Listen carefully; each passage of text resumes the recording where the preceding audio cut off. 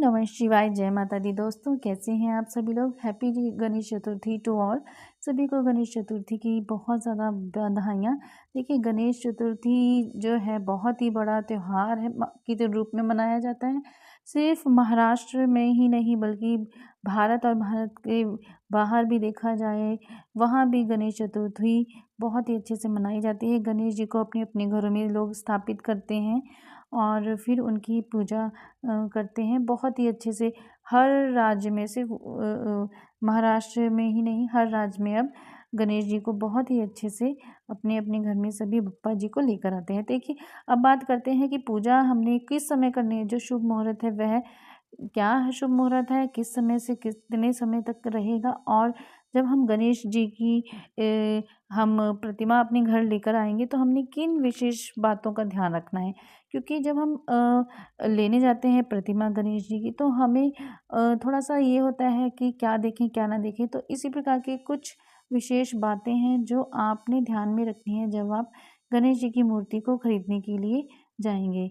क्या आकार होना चाहिए, किस कलर के होने चाहिए और किस दिशा में उन्हें बिठाना है, किस दिशा में आप जब घर लेकर आओगे अपने साथ किस तरीके से लेके आना है। और बहुत सारी चीज़ें हैं जो मैं इस वीडियो में आपको बताऊंगी, तो वीडियो को अंत तक आप ज़रूर देखिए। देखिए, सबसे पहले तो बात कर लेते हैं कि गणेश जी का जो है देखिए, जो जन्म जो है वह कहते हैं कि दोपहर के समय हुआ था। इसलिए जो दोपहर का समय है 27 तारीख को 11:05 से लेकर 1:40 तक दोपहर के, वो बहुत ही शुभ है, बहुत ही ज़्यादा शुभ है। और 2 घंटे और 34 आपको मिलेगा समय, जो बहुत ही ज़्यादा शुभ है। और इसके अनुसार देखा जाए तो आप अगर कर सकें तो बहुत ही ज़्यादा अच्छा है। पूजा के लिए आपने बहुत बातें याद रखनी है कि गणेश जी की जब भी स्थापना करेंगी तो पूर्व दिशा या ईशान दिशा की तरफ ही करिए, और उनका मंत्र जाप जो है ओम गण गणपते नमः का आप कर कीजिए। और गणेश जी का जो प्रिय मोदक, लड्डू और पायसम और फल आदि जो होते हैं वे ज़रूर रखिए। दुर्बा जो है वह तामाल और पत्र जो होता है वो, और दुर्वा अवश्य ही रखिए आप। और देखिए, आपने सबसे पहले ये बात ध्यान रखनी है कि आप जब प्रतिमा लेने जाएंगे तो गणेश जी की जो सूंड है उसका ध्यान रखना है कि गणेश जी की सूंड किस तरफ होनी चाहिए। गणेश जी की जो सूंड दाईं ओर हो तो पूजा में नियमों का कड़ा पालन करना पड़ता है।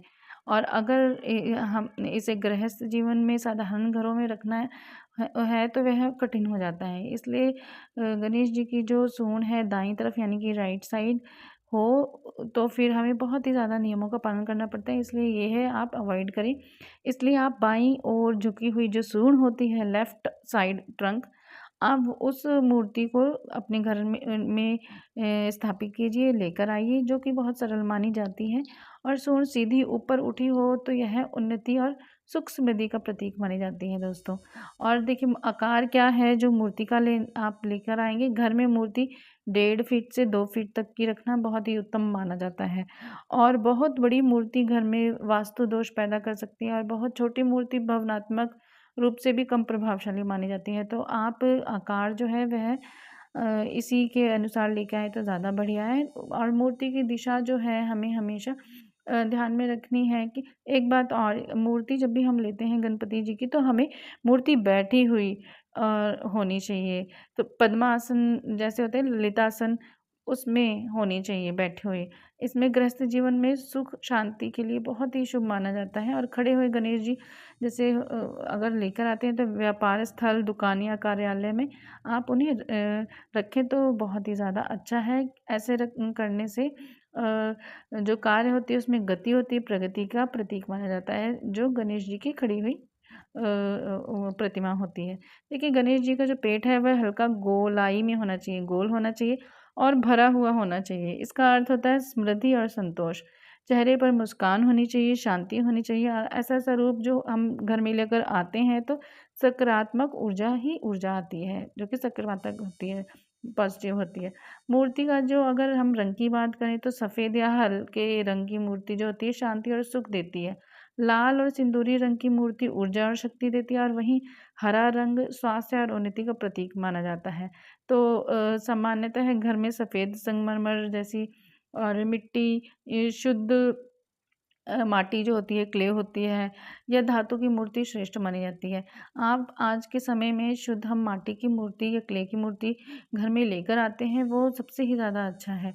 और देखिए मूर्ति जो है आकार है, मूर्ति का जो आकार होती है, मूर्ति में मूषक जो होते हैं, चूहा जी और मोदक अवश्य होना चाहिए। इस बात का आप अवश्य ध्यान रखिए, क्योंकि चूहा जो है मूषक का गणेश जी के सदैव साथ रहता है, और मोदक भी हाथ में होना उनके बहुत ही ज़्यादा ज़रूरी होता है और शुभ होता है। यह पूर्णतः सिद्धि का प्रतीक माना जाता है, इसलिए। और मूर्ति की दिशा जो है, प्लेसमेंट डायरेक्शन क्या होनी चाहिए जब आप खरीदते हैं, ध्यान रखिए कि इसे घर के उत्तर पूर्व यानी कि ईशान कोण में स्थापित करें। मूर्ति ऐसी ले जो दिशा में अच्छे से फिट हो सके। ठीक है, ऐसे ही आप मूर्ति लीजिए। और जैसे कि मैं बता चुकी हूँ, मटेरियल अगर घर में के लिए मिट्टी क्ले की मूर्ति जो अगर लेते हैं तो सर्वोत्तम अच्छी मानी जाती है, क्योंकि यह पर्यावरण हमारे एनवायरनमेंट के लिए बहुत ही ज़्यादा अच्छा होता है। जैसे कि आप जानते हैं आजकल एनवायरनमेंट केयर करना कितना ज़रूरी है ना। हम जिस एनवायरनमेंट में रहते हैं उसे क्लीन अच्छा उसके लिए अच्छा सोचना हमारा ही कर्तव्य है। तो पर्यावरण इको फ्रेंडली जो है, आप वैसे मूर्ति लेकर आइए, ज़्यादा अच्छा है। पीओपी यानी कि प्लास्टर ऑफ पेरिस की मूर्ति लेने से आप बचें। ऐसी मूर्ति ना लें, क्योंकि यह ना तो धार्मिक रूप से उत्तम मानी जाती है और ना ही हम इसे विसर्जित करते हैं, तो यह भी उत्तम नहीं है। हम जब विसर्जित करते हैं, कहीं न कहीं हम अपने पर्यावरण को हानि पहुँचाते हैं। तो कुछ ऐसी बातें हैं, ये आपने ध्यान रखनी है। और टूटी-फूटी जो खंडित मूर्ति है वह कभी भी ना लाएँ, या थोड़ी-सी कहीं से चटकी हो वो मूर्ति ऐसी ना लाएँ, ये खंडित मूर्तियाँ होती हैं।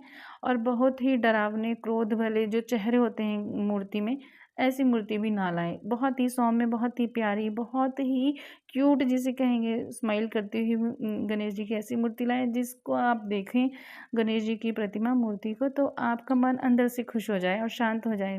प्रसन्न कहते हैं ना, कुछ चीज़ें हमने देखी मन ही अंदर से प्रसन्न हो गया, वैसी मूर्तियाँ आप लेकर आइए। आँखें रहित, आँखें गणेश जी की ज़रूर होनी चाहिए। और अधूरी बनी हुई मूर्ति की हमें पूजा नहीं करनी चाहिए, और वे पूजा के योग्य नहीं होती। कोशिश करें, इन बातों का आप ज़रूर ध्यान रखें। बहुत ही इंपॉर्टेंट बातें हैं, छोटी-छोटी हैं लेकिन मोटी-मोटी बातें हैं। तो दोस्तों, वीडियो अच्छी लगी है लाइक ज़रूर कीजिए, औरों के साथ ज़रूर शेयर कीजिए। और इसी प्रकार की जानकारी प्राप्त करने के लिए इस चैनल को ज़रूर लाइक कीजिए और सब्सक्राइब कीजिए। तब तक के लिए ओम नमः शिवाय, जय माता दी, जय गुरु जी।